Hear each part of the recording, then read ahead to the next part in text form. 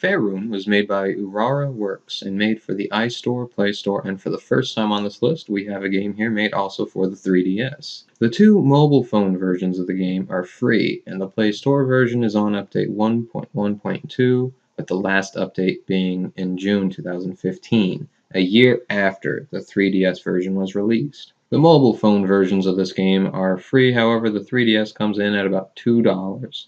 I have heard that the 3DS version does have exclusive content, however, so that could be what makes up for paying for it. You start the game off with the option to make a name and avatar. Don't think this is you selecting your character though, and don't expect that this game has multiple save options. Once you get this decided, it tells you your story. There was an evil creature that came to this land and brought with it its army of monsters. You were chosen by a book to rid this world of evil and banish the evil being. All this is so nonchalant though, because it tells you this stuff happens all the time. After this, the game puts you in front of this strange statue and with no explanation and no weapons. I'm sure I'm not the only one that thinks immediately of Legend of Zelda. Classic bird's eye view exploration adventure game with bright retro graphics and colors. It looks decent and plays well.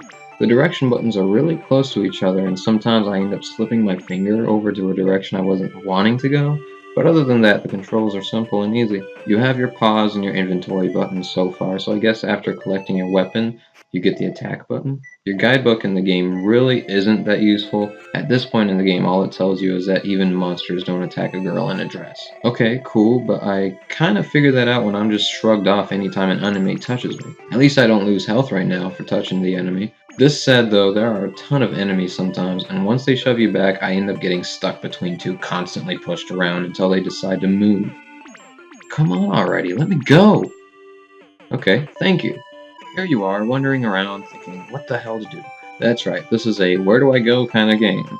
Eventually, you find yourself at this ruined temple, and inside is a man of peace. Once you maneuver around the ruins and collect it, you hope for a tip to tell you where to go next, but no, that's wishful thinking. Trust me, just get used to the idea of having no clue where the hell you go. Oh, except for here, where it's so far the only legit tip the game supplies you, and it's to tell you to put the mana in the grass. Well, if you're gonna give me a tip for that, why just that? If you're gonna break your number one rule, then just make the guidebook give me tips, even if it's cryptic, or have a separate book for it. Also, I would have thought that you'd burn the thorns. Okay, yeah, but I just gotta stop thinking about Legend of Zelda. Once you get your sword, the game really does open up for you. There is no attack button, though. You ram into your opponents to deal damage. This isn't the first game that has done that, though. I know the Tower of Druaga does the same way. Rather than swing your sword, it was a forward thrust. But at the same time, you had a button to sheath or unsheath it. The book even gives you the enemy that is next on your hit list, which is a very useful feature. Okay, let me just explain the level up system real quick. The way it works in this game is you have a certain attack power, as does each enemy. If you are level 1, you can only deal damage to level 1 and level 2 enemies. Anything higher is too powerful you to kill, and therefore will only damage you. Anything that is the same level will only deal 1 damage, and the next level adds plus 1 damage more to you. If the monster is below your current level, you will not receive any experience, although you will also not receive any damage. You get experience points solely from enemies in the same level as you or 1 level higher, and more so it is only 1 experience point regardless of which one it is. So in order to grind to level up, you'll end up dying over and over. I might just be nitpicking too much. Anyway, between getting lost all the time and dying all the time, you somehow find yourself at this mental crossroad, where the game is just repetitive and cryptic. You want to just give up and put it down, but at the same time you want to uncover where to go next. The driving force is the frustration you get not knowing where to go, and somehow that pushes you on and on. Oh, by the way, you can heal from these grasses you've filled with magic. I know the game doesn't tell you that, so you're welcome. Where do I go? Where do I go? Wait. What? How's that there? I swear that would be further down. Yeah, let's see.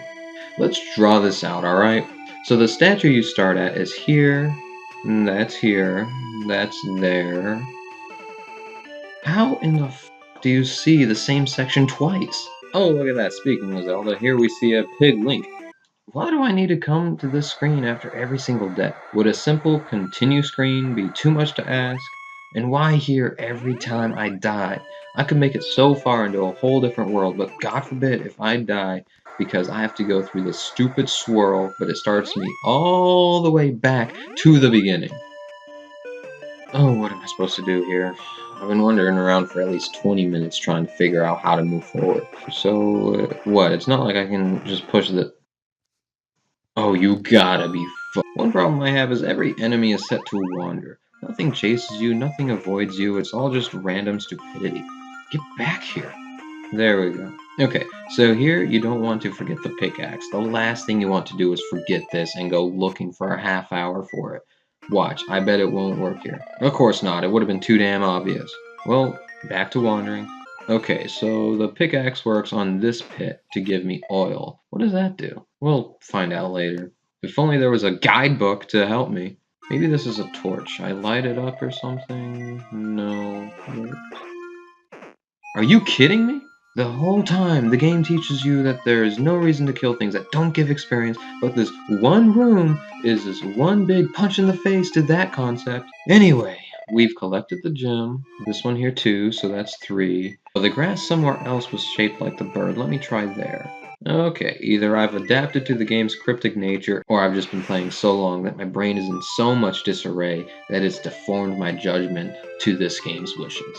Now I'm in hell, and there's all these different enemies to deal with. Skeletons, ghosts, slimes, and I guess it is the latter of my last statement because this part is so much easier to go through. You tap the switch, grab the gem, kill all the slimes to move on to the crawlies, to move on to the skeletons, to move on to the ghosts, go through this maze, collect the hatchet, collect the key, defeat all the skeletons, cut down a tree, get the log and a gem, go across the bridge, put the oil from earlier into the lantern, unlock this gate, grab the statue, use the statue on the lantern, collect the lantern, put the gems in the bird, and go back to the main world. Easy, right? So going into this empty cave, I figure, hey, why not use the lantern I have? Look at that, easy. I embrace every single easy puzzle in this game. Almost makes me enjoy the BS I get from it. Well, I at least found out why I collected the logs. You need to find 3 of them so that you can make a raft here.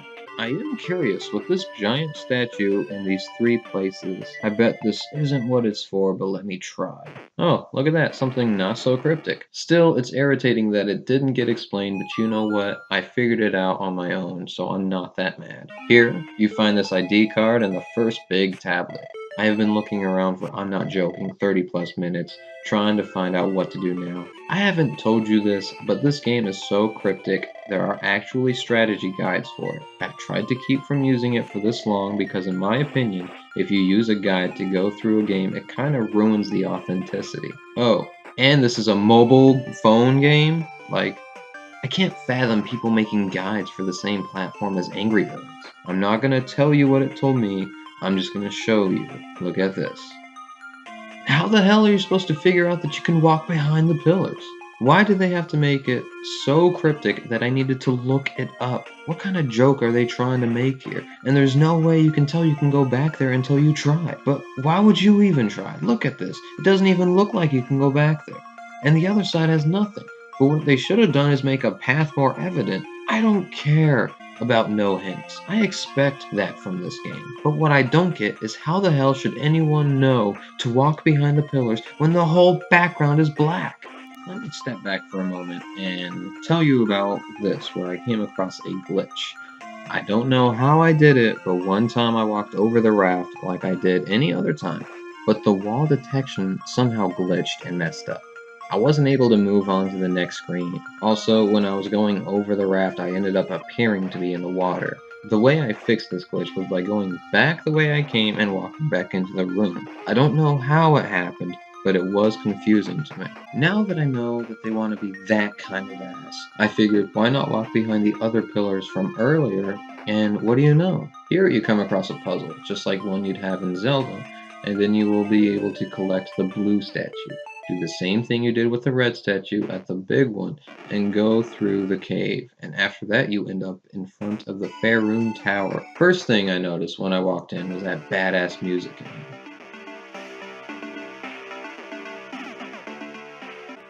How do you get these buttons down? Is it with the statues from earlier? Nope. Well, we'll come back to that then.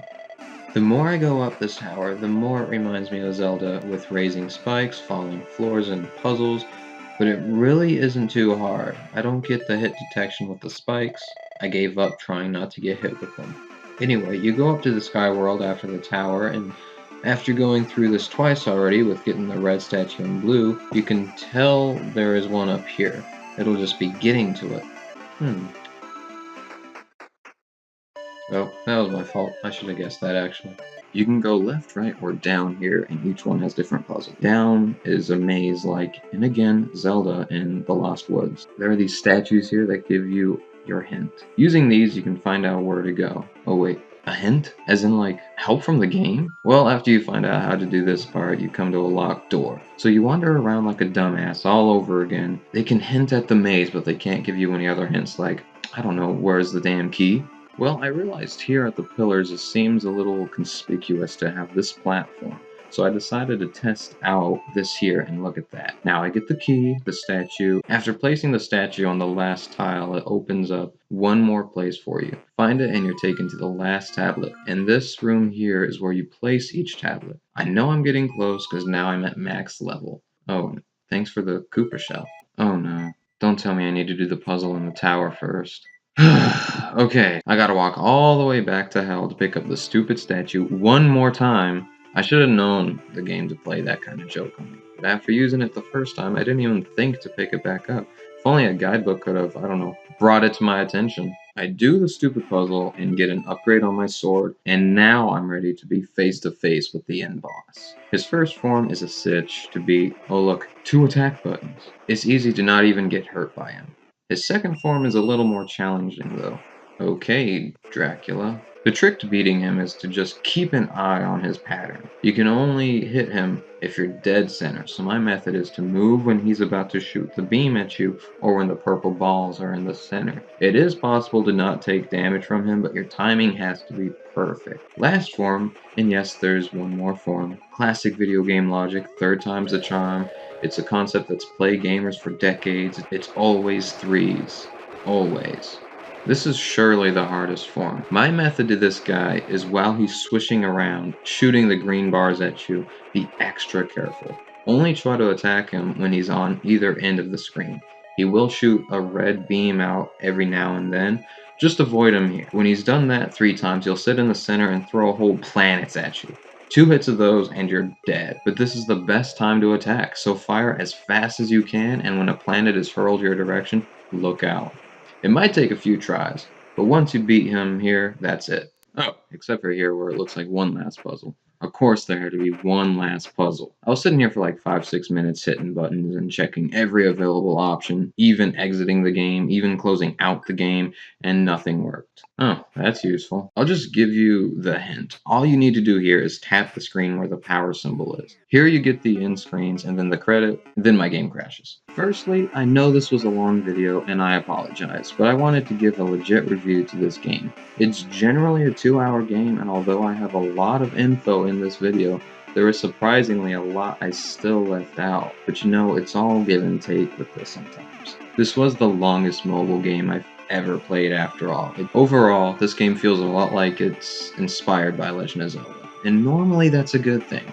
At the core of the game, the puzzles, the music, the monsters, the story, it all feels not necessarily a ripoff of Zelda, but highly inspired. However, beyond this, the game is totally different. The level up system is put in place, I guess, to keep from OPing, and the cryptic puzzles in this game are too cryptic with no hints. It's one thing if they want to keep the retro feel of old school adventure games, but even Zelda had parts that give you hints about other parts. And it is a minor thing that shouldn't bother me as much as it does.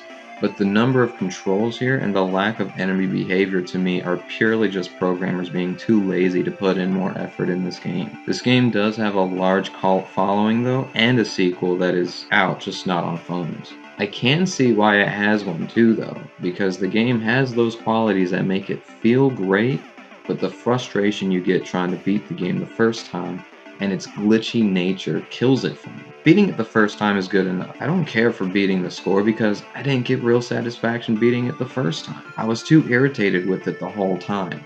Although I can't be mad at it having puzzles, I am frustrated about how complicated it is.